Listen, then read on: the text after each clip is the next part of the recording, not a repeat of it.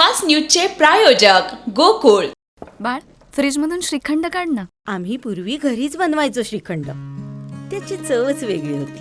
आता काय सगळं रेडीमेड. आजी, हे श्रीखंड खाऊन बघ. आज तुझ्या आईनं घरीच बनवलं की काय?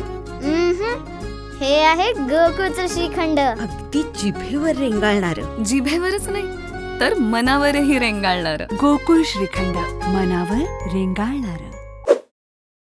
पाकिस्तानचा पराभव झाला की मला दुःख होते. सर्वोच्च न्यायालयाचे माजी सरन्यायाधीश मार्कंडेय काटजू यांचं खळबळजनक वक्तव्य. राजस्थानमध्ये केमिकल फॅक्टरीत आग, 8 लोक जिवंत जळाले. अजितदादांच्या निधनानंतर 75 शाळांना अल्पसंख्याक दर्जा देणाऱ्या फाईल्सना मंजुरी.